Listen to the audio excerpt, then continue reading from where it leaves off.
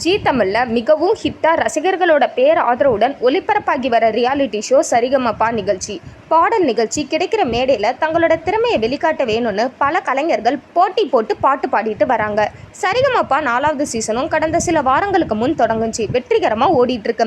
கடந்த எபிசோட்ல dedication round நடந்துட்டு இருக்கு.